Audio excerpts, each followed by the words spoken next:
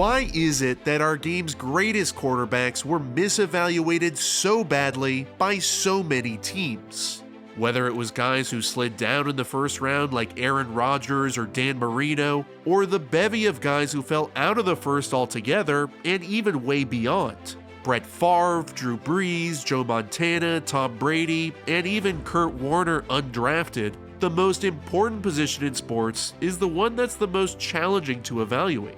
During the 2017 NFL Draft, history repeated itself when quarterback-needy teams like the Browns, 49ers, Jaguars, Jets, Bengals, and definitely the Bears passed over Patrick Mahomes. The 10th overall pick has only gone on to have probably the greatest start to a career ever, winning an MVP, becoming the youngest QB to win a Super Bowl, and 4 years, 4 straight AFC Championship appearances. He's set records in the NFL, and for the most part had incredible stats in college. His final year he threw for 5,000 yards, 41 touchdowns, and 10 interceptions, but there were major question marks about his footwork, his gunslinger mentality, and how often he played out of structure, which made all of those teams pass on him. He had a losing record in college, and a style of play that hadn't really proven it could translate to the next level, and those issues inhibited teams from envisioning what he could become. Why were their evaluations so off? And what can we learn from Mahomes as we evaluate quarterbacks moving forward? Before we answer those questions and find out where everything went so wrong, we first need to give a huge thank you to my friends at Albert. Albert is a new and improved way of managing your money through a banking app, and they're not like anything you've used before. We've all had those super annoying issues with traditional banks where they charge you overdraft fees, they charge you fees just to even have a checking and savings account, the customer service is awful, so that's where Albert is different. It's free to sign up, you can get up to $250 advance from your next paycheck, it helps you save automatically by moving excess money into your savings account, and best of all, they have my favorite feature, their team of geniuses. Geniuses are these dudes who are here for you 24/7. It's Albert's team of financial experts that'll look at your situation at any time and help you make a plan and answer questions when you get stuck. To check it all out, all you have to do is click the link in the description box or go to albert.com/Rollins to download the Albert app today. That's albert.com/Rollins. For a limited time, when you open a checking account and connect a qualifying direct deposit, you'll get $150. Thank you, Albert. And now let's go back in time to Texas Tech 2016 and start to explore some of the context around Mahomes' situation so we can figure out how teams evaluated him coming out. He had a losing career record at 13-16, which was a major red flag for a lot of scouts, but that's mostly because his defense was literally the worst in the country. They allowed 43.5 points per game, 128th out of the 128 FBS teams, and that heavily affected how he played. He knew he had to score on just about every possession, which forced him to constantly take shots downfield, extend plays out of the pocket, and generally take crazy chances, because the other side of the ball was going to drop 40 burgers every night. In 8 of the 12 games in his final season, his defense gave up 45 points or more, so he was practically forced to play in an unconventional fashion, which, for better or worse, played to his strengths. He was the most pressured QB in the country, so he had to constantly move around, dodge, duck, dip, dive, and dodge, and his O-line would get manhandled every other play. These factors led to him developing some general inaccuracy, where he'd over and underthrow receivers kind of a lot. He'd create pressure for himself by moving too far outside the pocket, even without any rushing threats, and his footwork was sped up and out of whack, even when he had a clean read in pocket. One evaluator pre-draft said Mahomes was certainly a gunslinger who left the pocket too soon and then threw the ball all over the place. You saw raw talent, you didn't see discipline, and he hadn't won, and that guy was right. College QBs with losing records had never been good in the NFL, and projecting Mahomes' transition to the league, there were a lot of holdups. I am still a firm believer that NFL games, especially playoff games, are won from the pocket, but he played like he was allergic to his entire offensive line. There were a lot of instances of him reading one side of the field, then looking to scramble, and his footwork was never set, and footwork is everything. It's the very foundation of your entire mechanical makeup, and if your feet are moving when it's time to throw, it's detrimental and can literally ruin plays. Take this example with Oklahoma in man coverage with a rat, which is this zone linebacker in the middle. Texas Tech loved these weak side option routes, or slop routes as some call them, since on the strong side is where the defense positions their nickel corner, so the weak side you'll get a linebacker or safety on a receiver. Mahomes starts to his left, and while it's kinda nitpicky, let's just say the slop route comes open and the ratbacker is staying home more towards the middle. The slot would be coming open right as Mahomes comes back to him, and there would be this little tiny window for him to throw, but instead, look at how his footwork and body position have opened up outside, and he's already beginning to move. His eyes are reading out the concept, but his footwork is already out the back door. If this had continued into the NFL, we'd have a guy who cannot play, and after 3 years of reinforcing bad footwork at Texas Tech, it's possible he'd never have been able to change. It is crucial that quarterbacks can prove that they can get to that backside read so defenses can't overload one side of the coverage, suddenly drop a lineman into that first window, roll somebody down late, or any of the million other things they can do.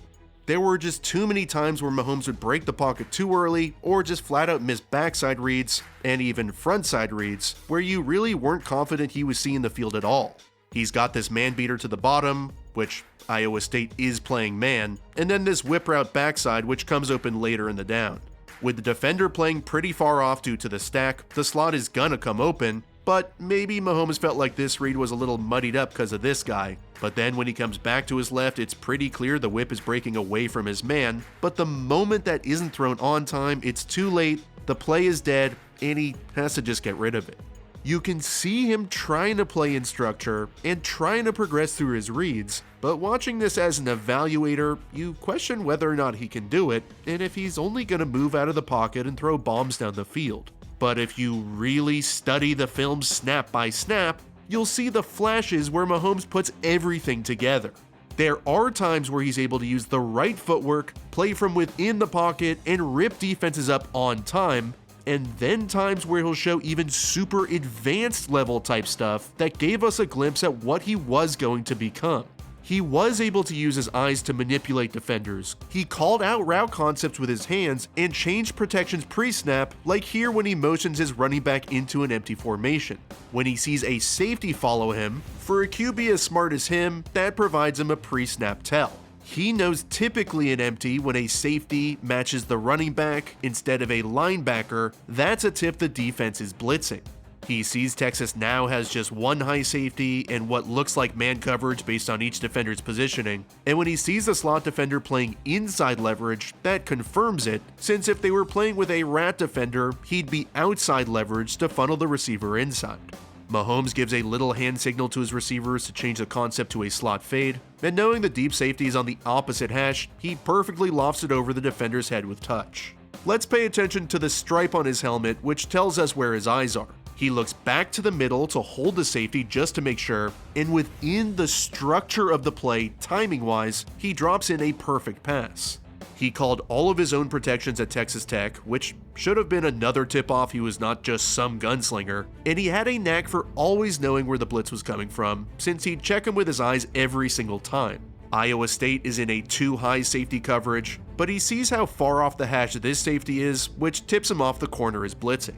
Texas Tech had some of the least complicated protections ever, so they full slide to the left, and Mahomes tells his running back to protect the edge outside. He visions the corner to confirm he's coming, does still kinda drift to his left, but then shows great arm talent to be able to layer a missile over the second level and in front of the third level of the defense. Understanding protections and defensive structure are signs of advanced quarterback economics, which completely contradicts the gunslinging, running around wild narrative. This one comes on 3rd and 19, where instead of him running all around, he plays from the pocket and shows that he's more than capable. They're running 4 verticals, which in the air raid system can adjust to coverage, where this slot vertical converts to more of a bender to attack the middle of the field if there's split safeties, which is what Iowa State is trying to disguise. With each of these safeties playing a deep half, they're trying to protect the deeper vertical since it's 3rd and 19, so a route that bends underneath them is gonna work a little better. Mahomes progresses from the outside towards the inside, and when he moves to the slot, he has to squeeze this thing in just over the backside safety's head. He also played extremely well when there were unblocked free runners. He didn't panic or rush anything or fall off on any of his throws, and you can see how his head and body language are truly going through each of his reads with the defender closing in. This play would have been a little bit easier if he hadn't have taken this extra little gather step here, because that makes this more of a bang-bang type of play. If his footwork was better, he would have been ready to throw by the time he sees the bender, but this is the kind of stuff Andy Reid and the Chiefs cleaned up, and this kind of arm strength is not something that can be taught to just anybody. It's easy to rip the NFL for botching the Mahomes college evaluation, but also easy to see why scouts and GMs weren't in love. Knowing my own preferences for evaluating quarterbacks, I'm not so sure if this channel was running back in 2017, I would have been the biggest Mahomes fan either. The footwork would have scared me, the out-of-structure stuff would have terrified me, and the offense he played in had never succeeded at the next level. This has made me reevaluate, like I'm sure NFL front offices have also reevaluated, and now ask themselves these questions. If a prospect has tons of NFL qualities and tons of completely non-NFL qualities, which are you supposed to choose? Do you want the guy who's never shown anything drastically horrible, but also not a lot of good? Or the guy who shows horrendous, self-destructive tendencies, but flashes superstar ability both physically and mentally? I've also learned the importance of evaluating the overall context in which the player existed. Mahomes' defenses were basically the equivalent of bringing ketchup packets to a gunfight, so he wasn't worried about playing within structure or doing things quote-unquote right, because he was worried about winning the damn game.